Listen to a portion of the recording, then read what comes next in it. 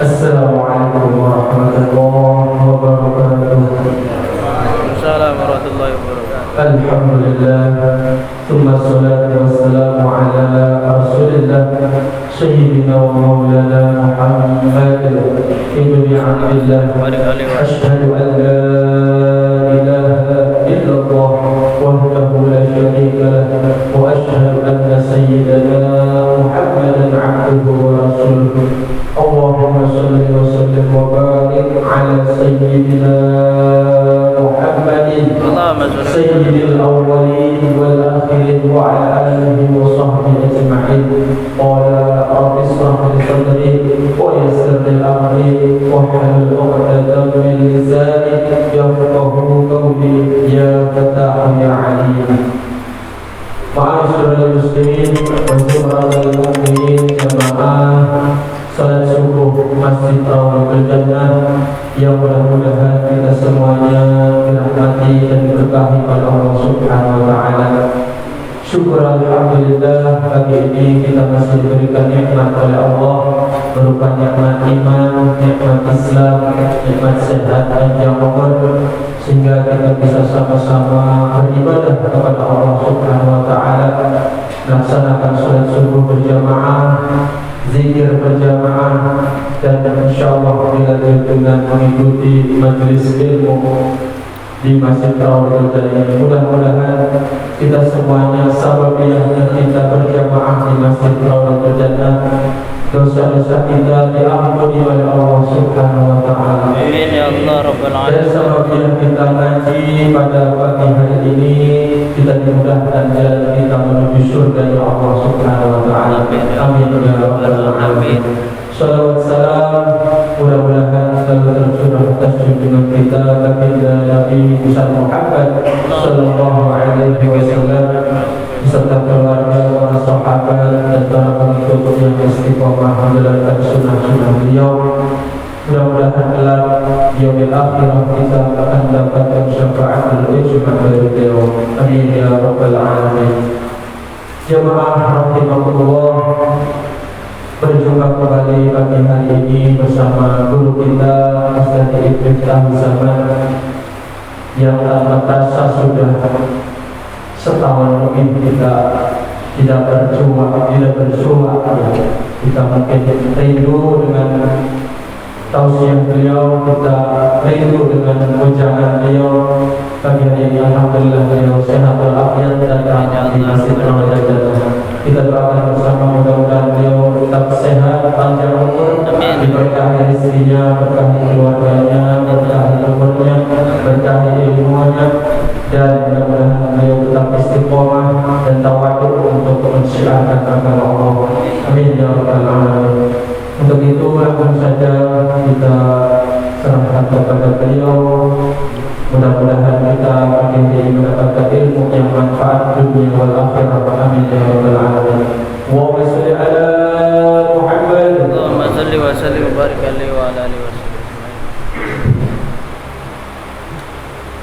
Bismillahirrahmanirrahim.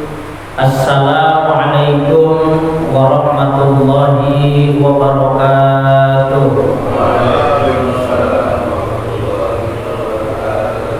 Alhamdulillahi rabbil alamin. Wa bihi nasta'in ala umurid dunya waddin. Wassalatu wassalamu ala sayyidina Muhammadin wa ala alihi wa sahbihi ajma'in. At-tahiyyatul mubarakatus salawatut thayyibatu lillah. Assalamu alayka ayyuhan nabiyyu wa rahmatullahi wa barakatuh. Assalamu alayna wa ala ibadillahi sholihin. Asyhadu an la ilaha illallah wa asyhadu anna Muhammadar Rasulullah, amma ba'du. Hadirin bapak-bapak, para jamaah Masjid Rawdatul Jannah, semoga langkah kakinya menuju ke tempat ini menjadi wasilah penggugur dosanya masing-masing, dan semoga niat baiknya untuk thalabul ilmi menjadi wasilah pemberat mizan kita di akhirat kelak. Amin ya rabbal alamin. Pertama-tama marilah kita panjatkan rasa syukur kita kepada Allah Subhanahu wa taala yang terus memberikan dan mencurahkan banyak kenikmatan kepada kita, wabil khusus nikmat iman yang mendorong kita untuk selalu mendekatkan diri kepada Allah, wabil khusus nikmat Islam yang menjadikan kita bersaudara di dunia dan insyaallah bersaudara sampai akhirat kelak. Juga wabil khusus bagi orang-orang yang telah diberikan nikmat ihsan. Tidak semua orang Islam diberikan nikmat ihsan, dan juga tidak pula orang Islam diberikan nikmat iman. Emang gitu Ustaz? Ada orang Islam tapi nggak beriman banyak. Ya, dia Islam. Secara casingnya dia Islam, tapi keyakinan kepada Allahnya itu kurang mantap, kurang 100%. Maka ada yang dikatakan banyak, wa minan nasi may yaqulu amanna billah wa bil yaumil akhir wa ma hum bimu'minin. Kalau enggak salah ayat 7 dalam surah Al-Baqarah. Cek lagi dah kalau salah ya. Wa minan nasi, dan banyak dari kalangan manusia, man orang yaqulu yang berkata amana billah, kami beriman kepada Allah, wa bil yaumil akhir, dan kepada hari kiamat. Tapi kata Allah apa dalam penggalan ayat terakhirnya? Wa ma hum bimu'minin. Enggak, mereka cuma ngomong doang, mereka cuma ngaku doang. Di dalam hati dan sanubarinya tidak tertanam keyakinan kepada Allah. Yang begini-begini nih banyak kata Quran ya. Wa minan nasi may yaqulu amanna billah wa bil yaumil akhir. Cuman ujungnya itu tadi, wa ma hum bimu'minin. Saya orang beriman, saya orang yang percaya kepada Allah dan hari kiamat beserta dengan kejadian-kejadian yang akan terjadi kelak.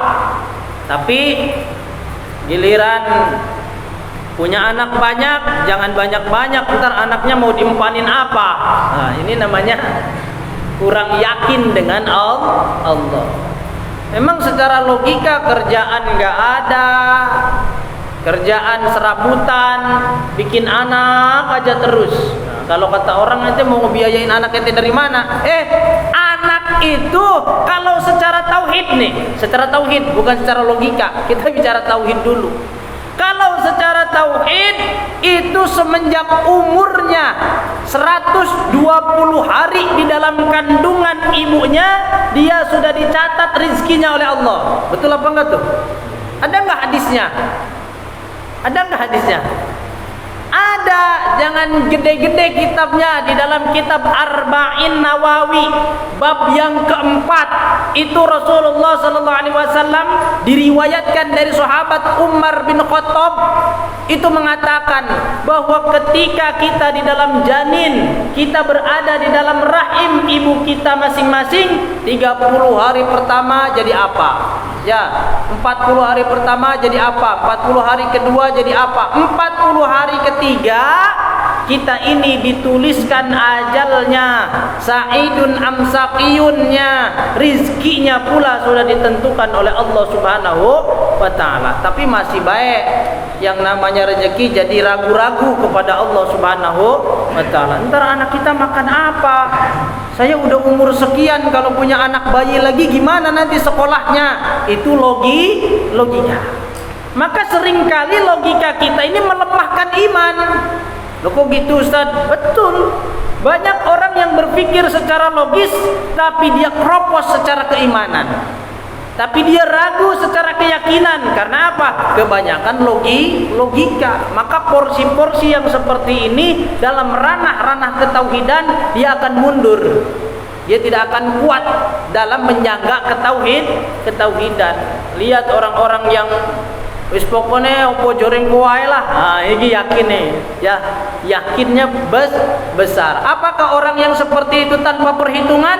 Ya kalau tanpa perhitungan namanya bukan yakin, tapi sembrono. Orang yang yakin itu memang punya perhitungannya.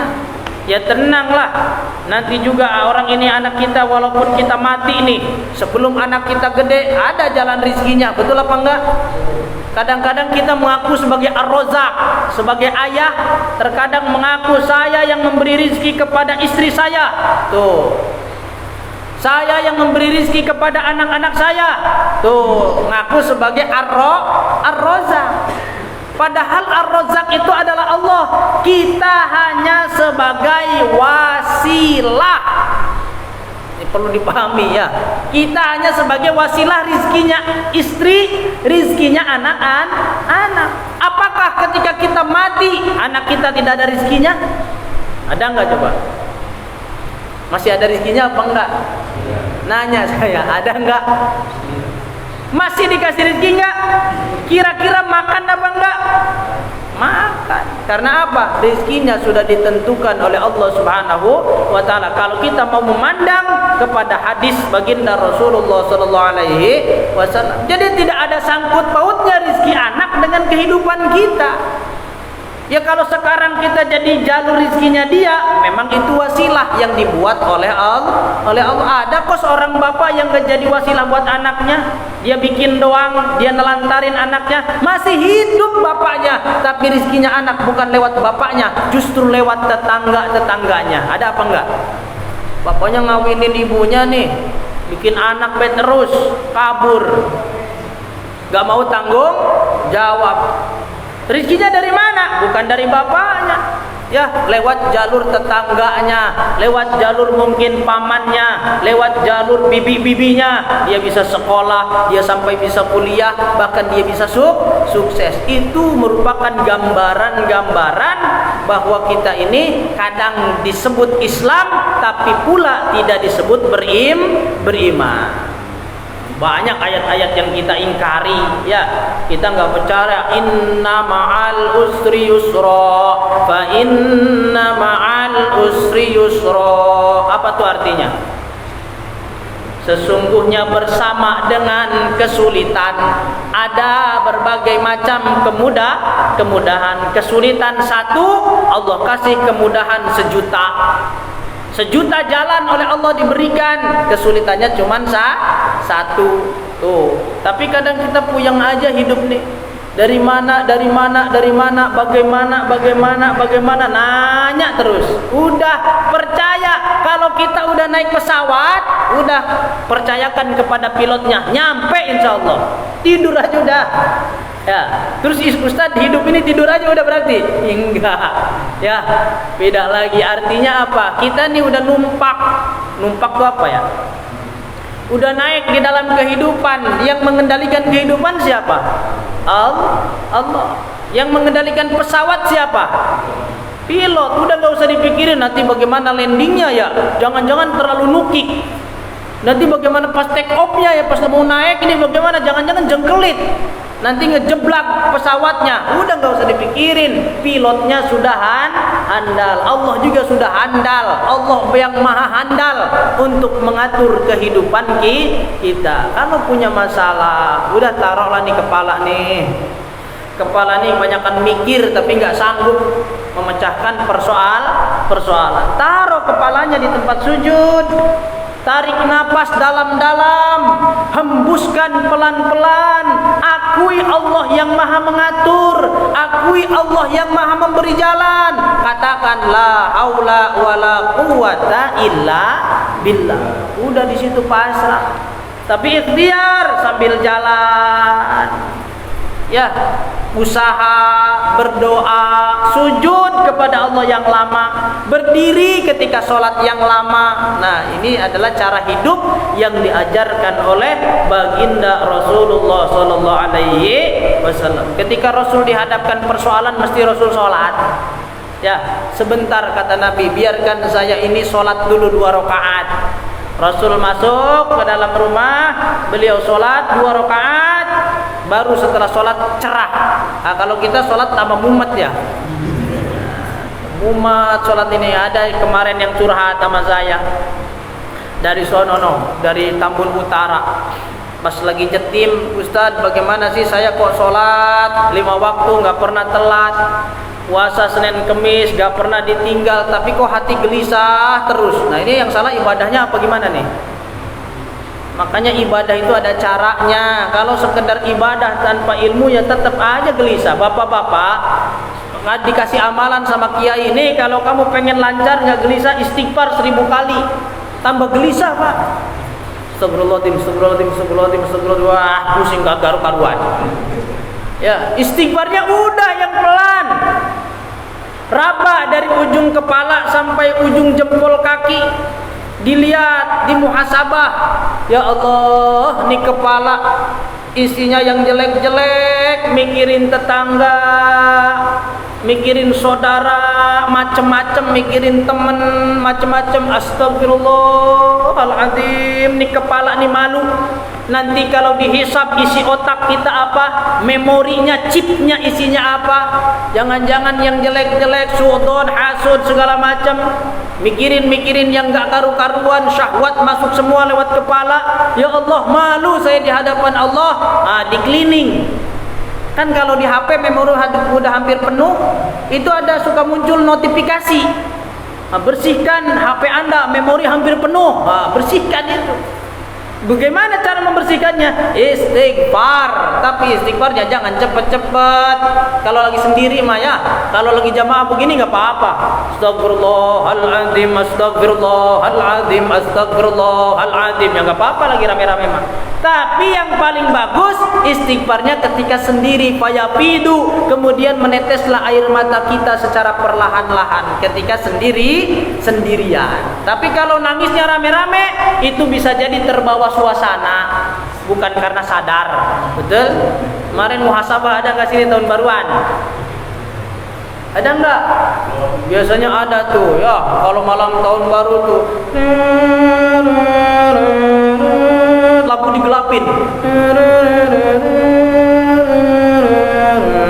Ya Allah, kami adalah makhluk-makhluk yang berdosa. Bayangkan diri Anda sekarang terbujur di tengah rumah, sudah terbalut dengan kain kafan, sudah tidak bisa apa-apa, dan Anda sudah tidak berdaya. Bayangkan diri Anda seperti itu, sudah menjadi mayat. Pada nangis masjid semuanya. Itu ke bawah suasana itu ya. Pulang dari sini ngopi ngakak lagi santai. Itu namanya distimulus. Apa kalau dalam psikologi itu namanya otaknya dipancing. Otaknya disuruh membayangkan yang ngeri-ngeri. Otaknya disuruh membayangkan yang menakutkan. Akhirnya dia sendiri membayangkan, oh iya diri saya lagi membujur di tengah rumah, anak saya nangis, istri saya nangis, tetangga saya nyengir. Ya Allah, kenapa ngincer istri kita ya? Udah mati dia nih, sekarang bininya gua kawinin gitu ya. Kata orang yang nunggu, aku tunggu jandamu itu beneran itu ada. Ya sampai orang suaminya mati dia ketawa. Oh alhamdulillah nih, suaminya udah mati nih.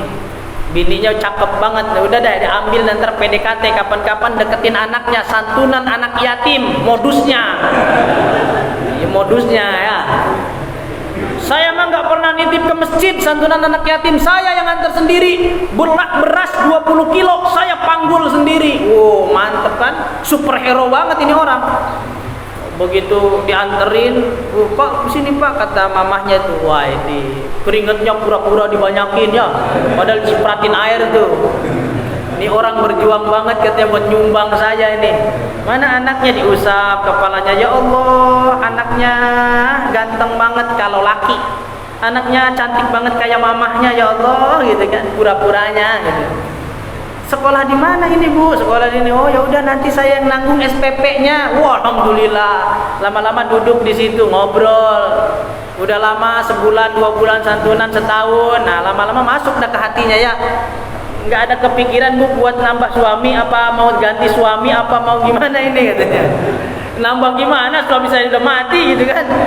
Nah, ganti aja lah sama saya gitu ya. Nanti saya anak-anaknya saya yang sayangin. Oh ya udah, ibu yang saya yang kelonin gitu ya. Anaknya disayangin, ibunya dikelonin. Modus. Ada yang dulu santunan ke saya nitip mulu, begitu pas dijejerin anaknya sama ibunya. Ya kan kalau acara anaknya sama ibunya suka dijejerin tuh ya. Mana silakan ke sini, Ananda siapa gitu, Ananda A, maju ke depan. Didampingin ibunya karena masih kecil bocahnya. Oh dijejerin jamaah kan ngelihat donatur. Oh ibunya orang ini nih, ibunya bocah ini cakep juga ya. Akhirnya bulan depan gak nitip lagi. Saya tanya WA Pak, kok gak pernah nitip lagi santunan anak yatim? Enggak Ustaz, saya anterin sendiri sekarang. Semuanya dianterin sendiri? Enggak, cuma satu Ustaz. Yang mana? Yang ono. Oh udah ketahuan ini modus ini Mas. Bisa baik. Nah itulah ya. Nah, itulah kehidupan kita, ngaku iman, ngaku Islam, tapi sebenarnya kurang yakin. Udahlah. Jadi orang jangan pinter-pinter Pak. Bener, jadi orang pinter itu susah yakinnya. Ya, ini tahu, itu tahu, begini bisa, begitu bisa. Itu susah jadi orang yakin. Kenapa? Karena dia punya referensi dalam dirinya sendiri.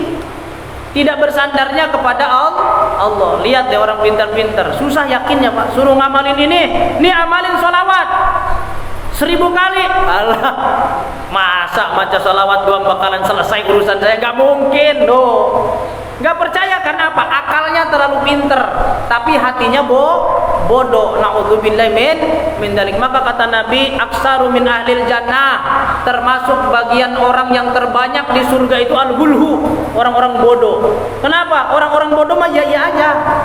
Pak amalin Pak ini Pak, baca surat Waqiah setiap hari, nanti bakal jadi orang kaya, sampai mati miskin terus dia. Ya, kata dia, tapi percaya. Mungkin besok jadi orang kaya. Mungkin besok jadi orang kaya. Besok lagi, besok sampai dia mati masih miskin baik. Tapi masih diamalkan. Ya minimal sehat Pak. Nggak ngeluarin biaya. Nginep di rumah sakit lumayan loh Pak. Ya. Anak saya kemarin sakit 5 hari di rumah sakit, itu seharinya 1.200.000. Nggak pakai BPJS, nggak pakai asuransi apa-apa karena saya nggak punya. Habis berapa itu? Habis 6 juta 5 hari. Ya, keluarin tuh duit 6 juta. Oh, ternyata nginep di rumah sakit mahal. Makanan cuma begitu doang, bubur sama sayur kol doang itu. Mending di hotel. Di hotel 1.200.000 sudah lumayan, bisa renang. Ya, bisa makan enak, kopi break segala macam, nonton karaokean. Ya, yang doyan tuh di hotel-hotel. Ini di rumah sakit 1.200.000 sehari, 6 juta habis 5 hari. Cuman boboan di rumah sakit. Maka bersyukur. Kaya itu bukan mesti kata Nabi ginaul mal. Kaya itu tidak harus dikatakan kaya harta, tapi ginaun nafsi, tapi hatinya kita merasa cukup. Dikasih teh cukup, udah nggak usah ngebayangin es krim, ngebayangin Coca-Cola, miskin lagi dia. Kan orang miskin itu orang yang tidak cukup, paham? Orang kaya itu orang yang berkecukupan. Teh cukup, kaya. Air putih bapak-bapak cukup, orang kaya. Makan nasi uduk, nggak usah bayangin yang lain-lain, cukup, kaya. Tapi lihat orang kaya, udah banyak makanan di depannya, masih ngebayangin yang lain. Itu namanya mental miskin. Kan miskin itu kekurangan. Duh, kurang ini, kurang itu. Gak enak kalau nggak ada ini, miskin dia. Gak enak hidupnya, gak cukup. Maka kata Nabi, laisal ginaul mal, walakinal ginaun nafsi. Bukanlah dikatakan orang kaya adalah orang yang banyak hartanya, tapi orang kaya adalah yang merasa cukup di dalam batinnya dengan apa yang diberikan oleh Allah Subhanahu wa taala. 20.000 cukup, oh sugih. Walaupun duwe 20.000. Sejuta, semiliar nggak cukup, miskin karena merasa kekurangan. Paham bapak-bapak ya? Nah, maka semoga kita ini dikasih nikmat iman, nikmat Islam, dan sampai kepada nikmat ihsan. Nah, ihsan ini yang paling sulit. Apa tuh kalau di pesantren itu anta'budallaha ka'annaka tarah, fa illam takun tarah fa innahu yaraq. Jadi ihsan itu selalu merasa diawasi oleh Allah Subhanahu wa taala. Ngaji merasa dilihat sama Allah, salat merasa dilihat sama Allah, sehingga kita malu. Kalau hati kita kemana-mana kita malu. Hati kita bisa dilihat nggak sama Allah? Bisa Allah ngelihat hati kita? Bisa. Malaikat bisa ngelihat hati kita? Malaikat? Nah, kadang bisa, kadang enggak. Malaikatnya banyak malaikat yang tertipu. Ya, di dalam riwayat Mu'ad bin Jabal, malaikat itu 3.000 malaikat tertipu dengan ibadah seseorang. Diantar tuh orang sampai ke hadapan Allah, kemudian kata Allah, terlaknat orang ini. Loh, malaikat kaget. Ya Allah, ini pahalanya banyak, ini ibadahnya bagus. Kata Allah, hanya aku dan dia yang tahu apa isi hati yang terdalam di dalam dirinya. Itu menjadi rahasiaku, dan aku melaknat orang tersebut. Silahkan lemparkan seluruh pahalanya tepat di wajahnya, ditamparkan dengan pahala. Itu tuh malaikat. Berarti nggak semua malaikat bisa menembus kedalaman batin seseorang. Ada malaikat ketipu, ya, malaikat ketipu emang bisa ketipu sama sorban. Atau malaikat, wah ini kayaknya potongan ulama nih, padahal bukan. Ya, ketipu sama tasbih. Di sininya tasbih. Diputar. Pikirannya tidak panteng kepada Allah. Kadang-kadang malaikat ketipu juga. Ini tasbihnya muter tapi pikirannya nongkrong di warung kopi gitu ya. Kan bisa baik. Namanya batin di mana aja bisa sekejap, betul? Bapak-bapak bisa nggak ke Jakarta hari ini, ke Monas hari ini bisa? Detik ini pikirannya berada di Monas bisa? Bisa. Tak bayangin, tak ada di situ. Oh, sebelum mata berkedip sudah ada di Monas, betul? Begitu saya ngomong Monas sudah ada di pikiran bapak-bapak semuanya, ya. Begitu saya ngomong Amanda Manopo, ada nggak langsung muncul di otaknya? Ada. Itu sekejap itu pikiran itu, larinya bagaikan kilat. Maka Isra Mi'raj di dalam diri kita, buruknya mana? Mana buruk yang ada di dalam diri kita? Buruknya adalah pikiran kita. Sekejap mata dia cepat nyampe Mekah. Walaupun belum lunas tabungan umroh, betul? Nyampe merem. Ya Allah, saya sudah ada di depan Ka'bah. Merem nyampe. Ya kemana bayi nyampe? Merem nyampe. Itu buruk namanya. Kalbarkil khotib, seperti petir yang menyambar. Sret nyampe. Jibrilnya mana? Sama, Jibrilnya juga adalah otak kita, memandu pikiran kita. Jibril itu pikiran. Kalau buruk adalah otaknya yang ditunggangi oleh malaikat Jibril. Lalu mana itu yang namanya Sidratul Muntaha, tempat yang tidak ada ujungnya, yang luasnya lebih luas daripada alam dunia. Sidrah al-Muntaha, qalbu kita, hati kita adalah Sidratul Muntaha. Mobil masuk enggak ke hati kita? Kurang gede berarti hati ya kalau nggak masuk. Rumah masuk nggak ke hati? Bisa diwadahin nggak ini dunia sama hati? Langit bisa masuk nggak ke hati? Aras bisa masuk nggak ke hati? Bisa. Maka yang paling gede adalah hati. Kalau orang Jawa dalam filsafat Jawa iki jenenge Tegal Gorowong. Apa itu Tegal Gorowong? Artinya karang bolong. Ya karang bolong tuh hati kita tuh bolong. Nah, maka pada hari ini kita akan membahas babut tasalluti syaiton alal qalbi. Kita akan membahas bagaimana setan menguasai hati manusia. Dulu pernah, tapi bukan ini babnya, beda lagi ya. Ini babnya sebelumnya, saya mundur ke belakang. Bismillahirrahmanirrahim. Qala al-muallifu rahimahullahu ta'ala wa nafa'ana bihi wa bi ulumihi fid dharain amin. Babu tasalluti syaitani 'alal qalbi. Bab tentang penguasaannya setan terhadap hati bil wasawisi, dengan sebab bisikan-bisikannya, wa maknal waswasati, dan maknanya bisikan, wasababu golabatiha, wasababi golabatiha, dan sebab-sebab kita dikalahkan oleh bisikan setan. Ini bab sederhana, tapi kalau bapak-bapak mau introspeksi jangan keluar. Kalau keluar namanya ekstrospeksi. Bapak-bapak meneliti dosa orang. Wah, orang ini jelek, tetangga kita sebelah kiri, sebelah kanan jelek. Gini. Nah, itu namanya ekstrospeksi. Bapak-bapak meneliti kejelekan dari luar diri kita pribadi. Sekarang introspeksi, masuk ke dalam diri kita. Bagaimana? I'lam, ketahuilah, annal qalba, sesungguhnya hati, kama dzakarnahu, seperti yang telah aku terangkan sebelumnya, itu misalu kubbatin, bagaikan kubah. Apa kubah tuh, Pak? Ini ada kubahnya enggak masjid? Ada. Bentuknya gimana? Bulat begini apa segitiga? Hah? Ada yang bulat, ada yang segitiga di atas. Nah, kalau segitiga itu biasanya budaya dari Nusantara sendiri. Ya, segitiga. Kalau yang kubah begini biasanya dari bangsa Timur Tengah. Gereja juga ada kubahnya. Ya, gereja, kemudian sinagog ada kubahnya. Masjid itu tadinya nggak ada kubah. Masjid itu tadinya ya. Nah, tapi seiring dengan ekspansi agama Islam, akhirnya masjid itu ornamen-ornamennya dipengaruhi oleh keislaman setempat. Umpama di Istanbul, masjidnya modelnya ada apanya? Ada kubah-kubahnya. Terus geser lagi kemana? Ke Iran apa ke Irak? Yang banyak agama Majusi di Iran. Ya, dulunya banyak agama Majusi, banyak orang-orang Zoroaster. Nah, mereka bikin itu kan menara, manarun. Menara itu manarun, bahasa Arab.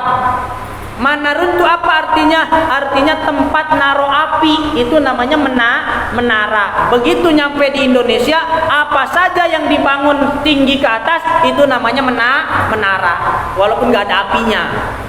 Menara Apple, betul? Padahal di menara Apple bukan buat naruh api. Yang namanya menara itu adalah tempat naruh api. Akhirnya diadopsi di masjid-masjid. Tadinya masjid nggak ada menara, akhirnya dibangun menara. Masjid ini ada menaranya nggak? Belum ada ya, belum ada. Di masjid-masjid yang lain ada menara.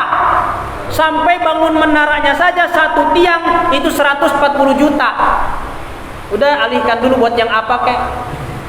140 juta ya. Ada masjidnya segede gini, menaranya itu kirang ada, gede banget menaranya. Jadi dipasang 2 menara itu bagaikan satu masjid bangunannya. Saya sama istri saya kalau lewat ke situ tuh, ya Allah menaranya gede, masjidnya kecil. Itu kanan kiri menaranya gede, tapi masjidnya kan kecil. Ini kegedean menara ini. Dijepit lagi masjidnya di antara dua menara. Ini mau dilebarin susah, Pak. Bongkar lagi berarti menaranya. Nah, menara itu adalah hasil daripada adopsi-adopsian ya, daripada aliran-aliran agama yang lain. Nempel di masjid jadi tempat toa. Kalau dulu jadi tempat orang adzan, sekarang orang adzan di bawah tapi suaranya di atas. Kalau dulu emang orangnya naik ke atas. Siapa yang suka adzan di sini nih? Ya naik ke atas Pak, naik ke atas genteng. Allahu Akbar. Allahu Akbar. Nah gitu. Adzannya dulu juga nggak enak-enak ya. Dulu biasa adzan itu nggak ada yang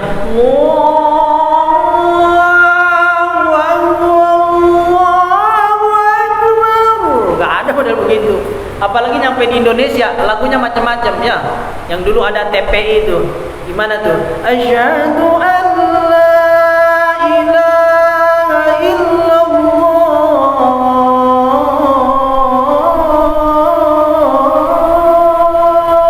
Macam-macam lah ada. Ada yang nahawan, ada syikah, ada lagu-lagu yang lain. Bahkan orang Indonesia mah pakai Jawa lagunya ya kan? Lagu Jawaan. Rabbana ya Rabbana. Pujian tuh. Itu padahal ayat Quran itu. Dulu nggak ada yang masalahin Pak. Quran pakai nada kayak Jawa begitu nggak ada yang masalahin dulu. Zaman sekarang jadi persoalan. Itu kan ayat Quran. Rabbana atina fid dunya hasanah wa fil akhirati hasanah wa qina adzabannar. Dinyanyiin sama wali. Rabbana atina fid dunya hasanah, pakai gitar lagi, pakai drum lagi. Wa fil akhirati hasanah wa qina adzabannar. Teng tret. Itu ayat Quran itu ya. Ayat Quran tapi jadi doa. Dulu mah enggak begitu lagunya. Rabbana ya Rabbana. Dolamna. Itu subuh-subuh biasanya tuh di sholawatnya subuh-subuh. Saya tadi dengar pas lewat di daerah mana gitu. Kalau nggak salah di dekat Pasar Pamor. Itu masih begitu sholawatannya tuh. Pakai Rabbana ya Rabbana. Kakek-kakek juga itu yang ngelantunkannya kakek-kakek. Rabbana. Sekian-kiannya dia dah, nadanya dah. Sekarapnya dia. Nah itu ya. Jadi kata Imam Ghazali, hati itu ibarat kubah. Paham bapak-bapak kubah kegambar nggak? Nah hati itu ibarat kubah. Misalu qubbatin bagaikan kubah madrubatin laha abwabun, yang mana kubah tersebut memiliki banyak pintu. Kayak masjid inilah, ada pintu kanan, pintu kiri, berfungsi apa enggak itu? Berfungsi. Yang dibuka pintu depan. Nah, ruang kosong ini ibarat hati kita, bapak-bapak. Itu pintu-pintu itu nanti adalah jalur-jalur setan. Ini perumpamaan. Ini masjid. Ada nggak jalur setan di masjid? Banyak. Ya, jalur setan di masjid ya banyak. Setan emang nggak ada di masjid? Ada di masjid. Ya, itu pintu-pintu lewat jalur setan kepada hati kita. Kata Imam Ghazali, jalannya ada dua. Ya, setan masuk ke dalam celah-celah pintu itu bisa masuk lewat dua arah. Amma minadh-dhahiri fal hawasu al-khamsu. Yang pertama lewat jalur dohir. Jalur dohir itu badan kita, jasmani kita. Setan masuk ke dalam hati kita lewat jalur dohir. Apa? Mata, telinga, tangan, apa ini? Hidung, lisan. Ini adalah jalan-jalan setan untuk tasallutil qalbi, untuk menguasai hati kita. Nah, kita urai satu-satu. Gimana setan masuk lewat mata ke dalam hati kita? Ya banyak contohnya. Bapak-bapak matanya steril apa enggak? Hah? Steril apa enggak nih? Lewat ke pasar, lihat nenek-nenek pakai rok mini, ya. Lihat, aduh, geboy banget nih nenek-nenek, mulus banget, cakep banget nih nenek-nenek gitu ya. Enggak saya bayangin yang muda, pantar otaknya ngaco lagi. Makanya kalau nenek-nenek saya sebut nenek-nenek, bapak-bapak pasti bayanginnya nenek-nenek. Ya, itu dari mata, Pak. Kita melangkah kemana? Mungkin yang bapak-bapak sering jalan-jalan ke mall, ya. Sini mallnya mana sih kalau jalan-jalan? Ramayana, udah mentok situ ya. Sumarekon jauh ya? Jauh dari sini Sumarekon. Jauh dari sini? Jauh. Ini mah ada di sini, daerah sini-sinian lah ya. Sumarekon, ngeliat itu orang-orang, orang kaya, orang berduit, yang nggak ada bolengnya. Apa boleng tuh? Nggak ada goreng bawangnya, betisnya mulus dari mata tuh. Akhirnya kebayang di otak, masuk ke dalam hati kita, mengendap di dalam akal bawah sadar, terbawa dalam alam mimpi. Terus lama-lama kepengen, kita ngelihat di kereta. Bapak-bapak yang kerjanya pakai kereta siapa nih? Ada nggak? Nggak ada. Ya, umpama di kereta lagi gelantungan begini, di depannya ada cewek duduk main HP. Itu cewek matanya belok, bulu matanya jungkit, bibirnya tipis, pipinya kuning langsat. Kayak apa rasanya tuh ya? Gitu ya. Nah itu dari pertama dorongan itu, akhirnya udah mikir dari mata masuk otak, masuk ke dalam hati, didorong oleh setan. Kenalan lo. Sayang kalau nggak dapet nomor HP-nya. Kapan lagi? Gak mungkin besok ketemu lagi dia. Akhirnya otak mikir lagi, kenalan apa kagak ya? Malu apa enggak ya? Didorong lagi sama setan. Kenalan, nggak ada kesempatan lagi. Cari nomor HP-nya, minta nomor HP-nya, kan bisa nyambung buat besok-besok. Wah udah. Akhirnya, Neng, mau kemana nih? Ngomong-ngomong pakai kereta. Oh mau ke sana Pak, mau ke Kota Tua. Nah, mentok rel kereta kan Kota Tua. Oh sama abang juga mau ke Kota Tua, gitu kan? Nah ini diminta nomor HP, lama-lama basa-basi, udah basi, baru minta nomor HP. Boleh nggak tukeran nomor WA-nya? Neng kerja di mana? Pura-puranya nanya kerjaan dulu. Enggak Mas, saya ini SPG, umpama, contoh. SPG apa? Rokok apa? Rokok ESE. Ya, rokok ESE. Ada kan bawa rokok ESE ya? Yang bisa dipletek gitu kan, pletik rasa jeruk gitu kan, pletik rasa mangga, itu ESE double click namanya ya. Ada ESE cappuccino, ada macam-macam lah. Oh Neng, kebetulan saya juga suka rokok. Yang kayak gimana sih rokok ESE? Oh pura-pura beli dah ya. Pas turun ditemenin, udah makan belum Neng? Terus sampai nanti besoknya WA-an terus, diajak kemana baik. Nah itu dari mana? Dari mata. Kemudian masuk ke pikiran, masuk ke dalam kolbu, didorong sama setan. Nah itu jalan setan. Di antaranya adalah al-khawasul khamsu, yaitu adalah al-khawasul khamsi, yaitu panca indera. Pertama mata. Ada lagi dari telinga.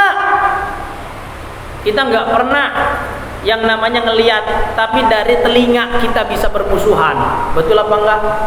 Ini bapak-bapak ini bertetangga, bapak-bapak berkawan, bapak-bapak bersahabat. Kawan kita datang nyamperin kita, ngomongin orang. Saya mah sebel banget tuh sama bapak itu. Kenapa? Iya pelit banget orangnya.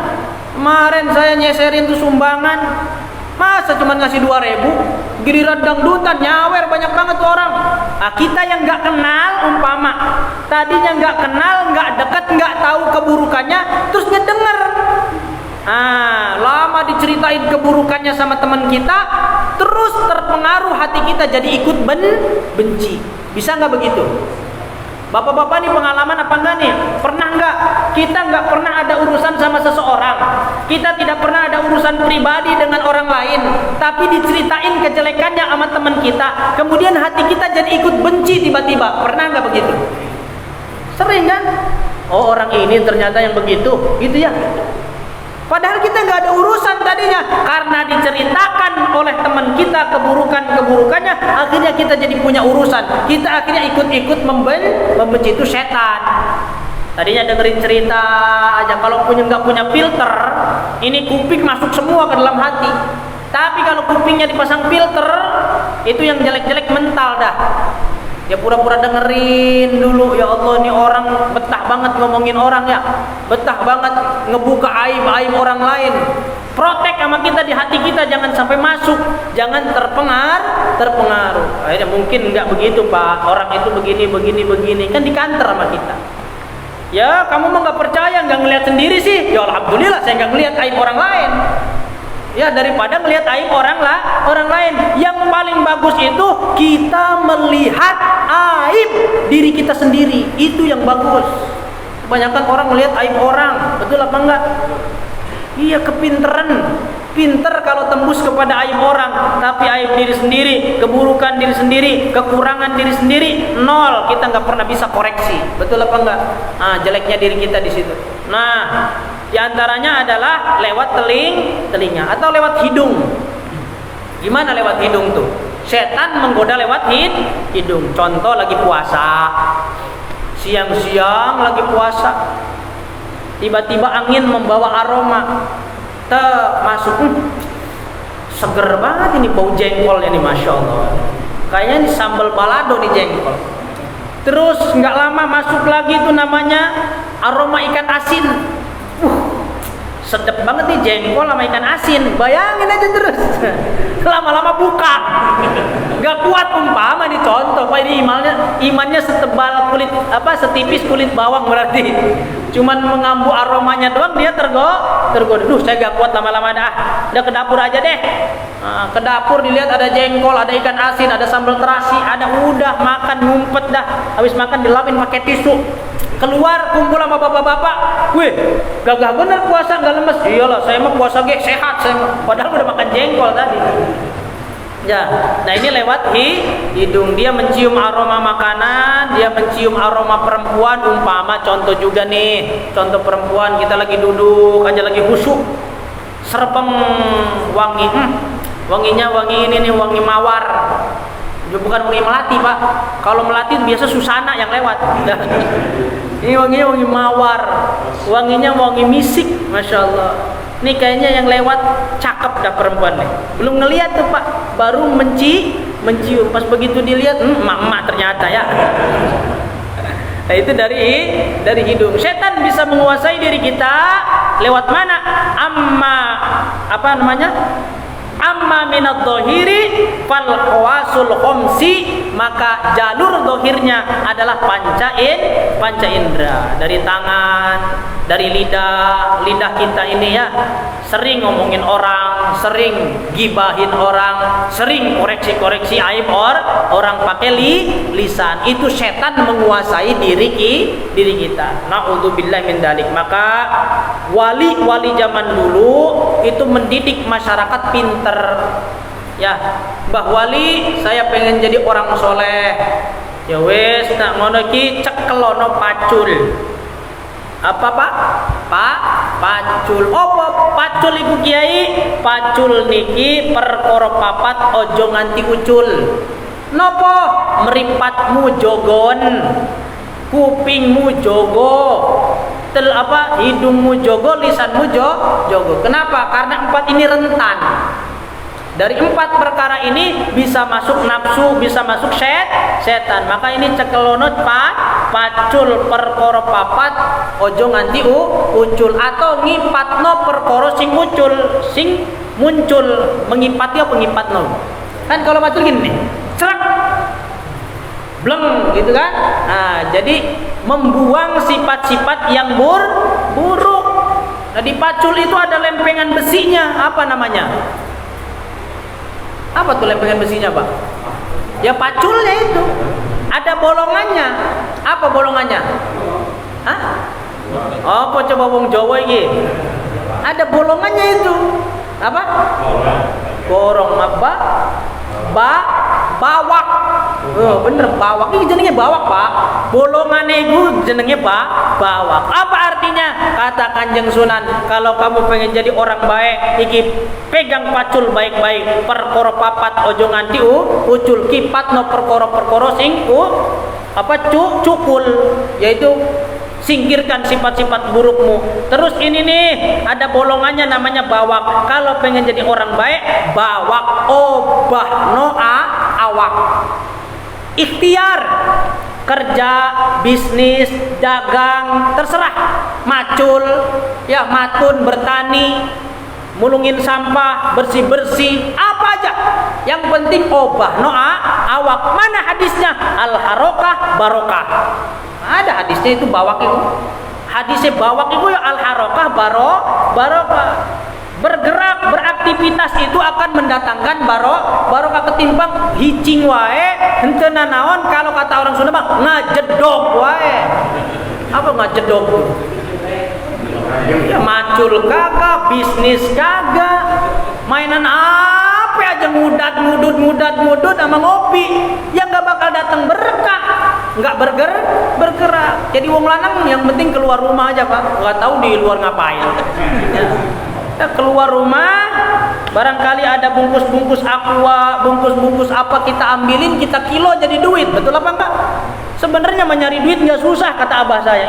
Nyari duit itu nggak susah. Yang susah itu apa? Gengsinya kita yang bikin susah, betul apa enggak?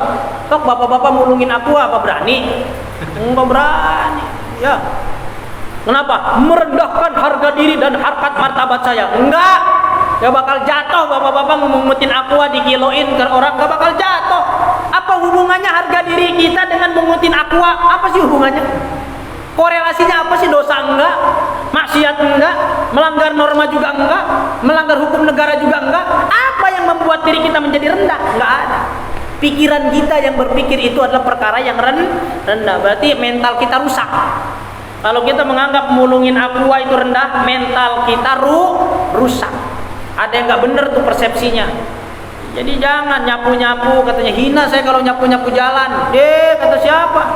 Nyapu-nyapu jalan mulia, membersihkan hati, membersihkan lingkungan.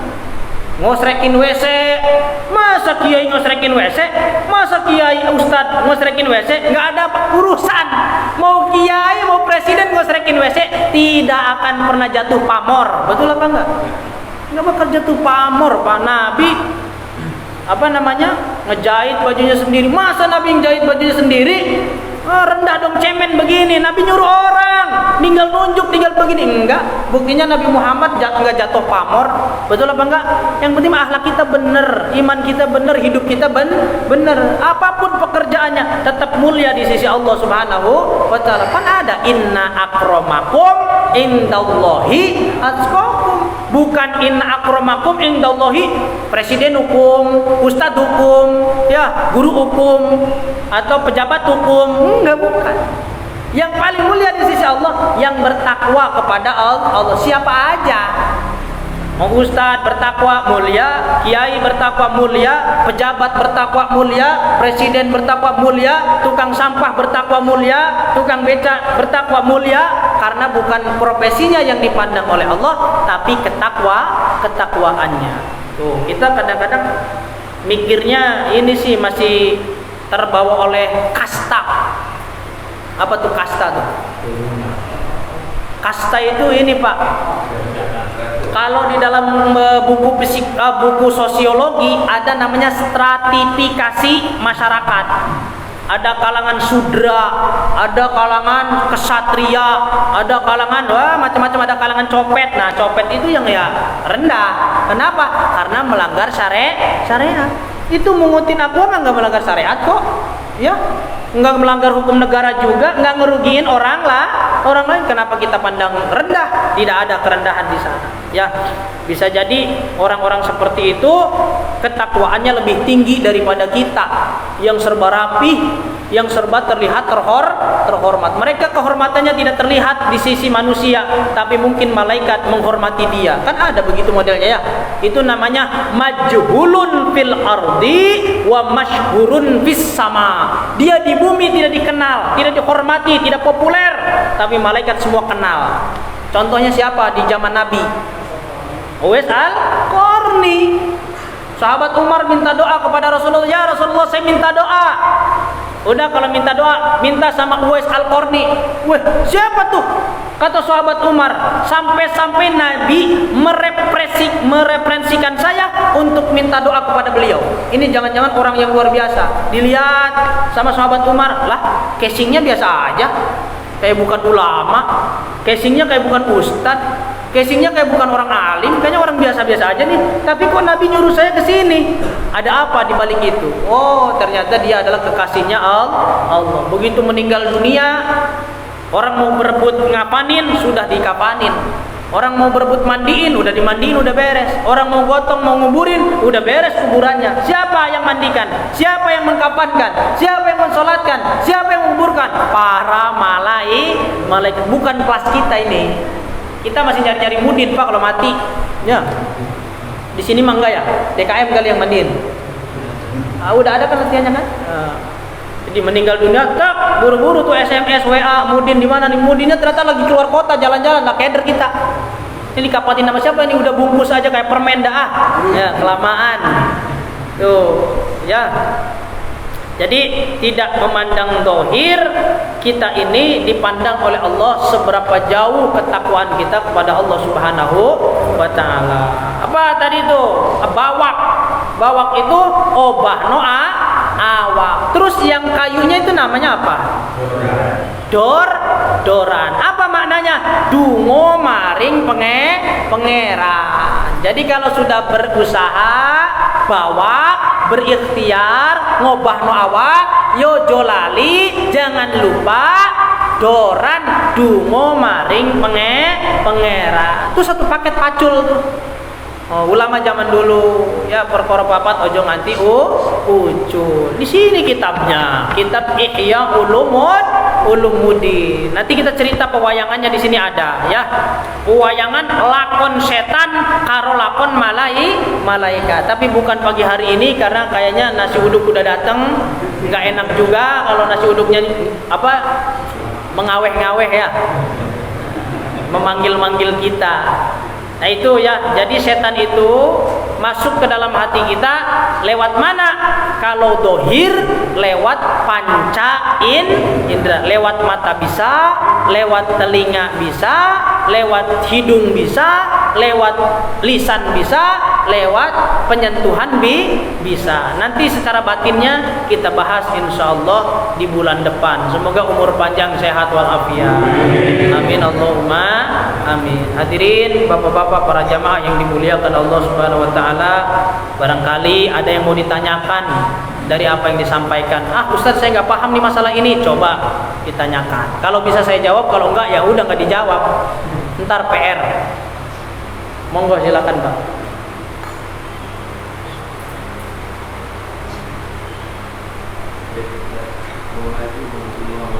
Waalaikumsalam warahmatullahi wabarakatuh.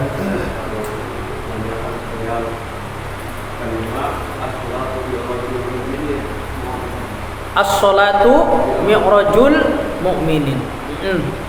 Nah inilah bahasa-bahasa Isra Mi'raj dalam ranah hakikat. Ya, tadi Ustadz tanya apa makna as-salatu mi'rajul mu'minin? Ada juga korelasinya dengan qalbul mu'min baitullah. Hatinya orang mukmin adalah rumahnya Allah. Dan as-salatu mi'rajul mu'minin, salat adalah cara mi'rajnya orang-orang mukmin. Apa maknanya? Maknanya salat itu memang adalah muwajjahah, langsung adep-adepan dengan Allah. Maka di dalam sholat kita ini kalau dalam ilmu tasawuf ya, saya juga kurang ngerti, ini teorinya aja, belum pernah ngelakonin begini. Ini kata guru-guru kita yang udah ahli, yang sudah punya dokumentari of spiritual. Apa tuh? Makanan apa tuh ya? Dokumentari of spiritual. Ya itulah yang dari tepung tengahnya bolong, itu namanya dokumentari of spiritual. Jadi orang-orang yang sudah mendokumentkan spiritualnya, yang sudah meneliti spiritualnya pribadi, dia mengatakan begini: sholat itu bayangkan di depan kita adalah surga, di belakang kita neraka. Di samping kita ada malaikat Jibril, di samping kita ada malaikat Israil. Nah, ini tangga pertama nih. Baru niat sholat ya, usolli fardhu subhi rakaataini mustaqbilal kiblati lillahi ta'ala. Begitu kita mau takbir, jadikan semuanya di alam putih, jangan bercampur apa-apa. Maknanya apa? Ini siloka, ini konotasi, ini majas. Jadikan kita berada di alam putih, artinya jangan bercampur dengan nafsu-nafsu yang lain. Karena warnanya nafsu ada 4. Masih ingat nggak bapak-bapak? Nafsu lawamah, sifat binatang, simbolnya warna hitam. Nafsu sufiyah, ya pengennya males-malesan, berat sholat, berat ibadah, berat puasa, berat wiridan, itu warnanya kuning. Ada nafsu mulhamah, itu simbolnya ammarah, nafsu ammaroh, itu simbolnya merah. Nah, ada namanya nafsul mutmainnah, simbolnya cahaya putih. Artinya apa? Guru-guru tasawuf dulu bilang, kalau engkau hendak sholat, maka beradalah di alam putih seutuhnya. Jangan kau campur dengan hitam, jangan kau campur dengan merah, jangan kau campur dengan kuning. Yang ada hanya satu, yaitu cahaya putih. Artinya kita udah menyingkirkan dulu pikiran kita, Pak. Baru kita mi'raj. Ya. Kenapa? Ini panjang keterangannya. Dari satu keterangan ini bisa jadi satu kajian. Cuman saya singkat aja ya. Nabi, ya, itu simbol untuk kita ketika sebelum mi'raj, beliau dibedah. Wa yashukku sadruhu. Dadanya Nabi dibelah oleh malaikat Jibril, diwadahin oleh malaikat Mikail, disaksikan oleh malakun akhor, disaksikan oleh malaikat-malaikat yang lain. Di dalam kitab Qissatul Mi'raj tercantum Nabi dibedah dadanya itu 5 kali.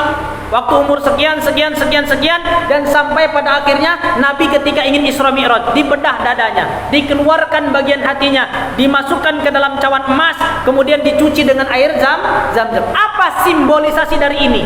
Sebelum Nabi ketemu Allah, Nabi dibersihkan isi hatinya. Padahal Nabi udah bersih, Pak.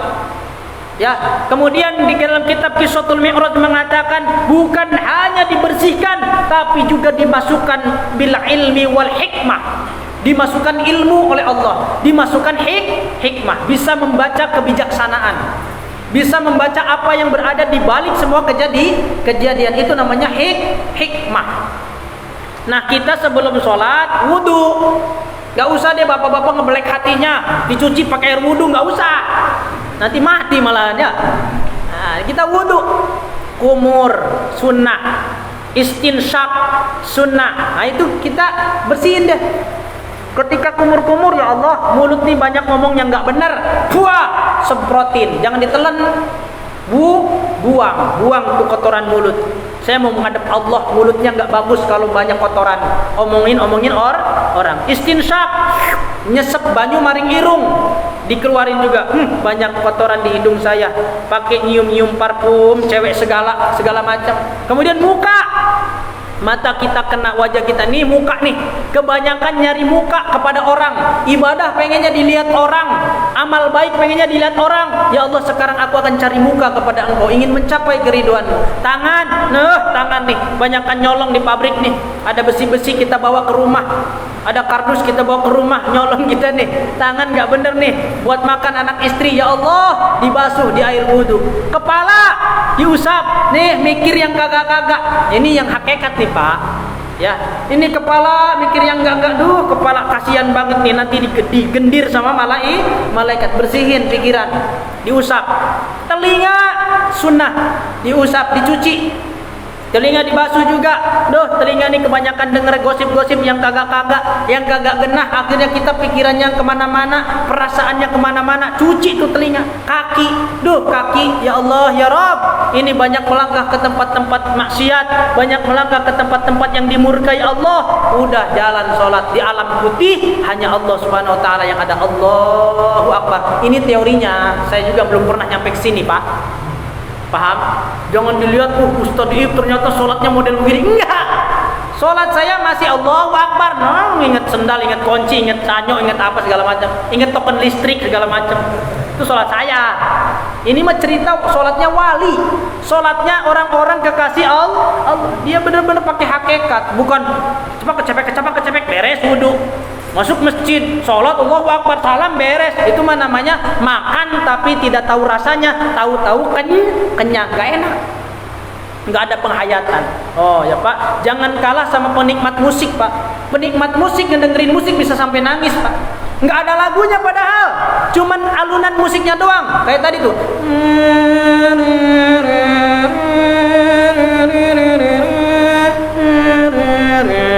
dia nangis padahal nggak ada yang nyanyi. Tapi gesekannya itu membuat hatinya tersayat. Kita pun sholat masa nggak bisa begitu? Sholat rasakanlah ketika kita ruku. Ya Allah, monggo. Sampean mau pentung saya, sampean mau injek saya, monggo. Sujud pasrah, ya Allah, kula boten gadah nopo-nopo. Saya adalah makhluk yang dhaif, makhluk yang lemah. Monggo jenengan paringi nopo mawon, kula tompo. itu sujud pasrah total. Nah, maka as-sholatu mi'rajul mukminin. Salat ini adalah tangga untuk orang mukmin bertemu dengan Allah Subhanahu wa taala. Segitu aja dulu. Karena ceritanya panjang. Ini menguak tentang hakikat salat. Tapi paham ya Ustaz ya? Nah, paham. Jadi as-sholatu mi'rajul mukminin ini sederhananya mah orang mukmin ini enggak usah terbang pakai buruk, enggak usah ke Sidratul Muntaha, pengen ketemu Allah ya sholat. Gitu aja sederhananya. Nggih. Semoga itu menjadi jawaban yang padat, singkat lah. Nah, tapi kalau pengen menguak rahasia di balik sholat, Masya Allah, kita bakal heran dengan sholat. Aneh sholat itu. Makanya kalau sholat subuh ada bahasa yang lain dalam adzannya. As-sholatu khairum minan naum. Itu secara sekilas kalimatnya membandingkan tidur dengan sholat, ya jelas kalah jauh tidur. Betul apa enggak?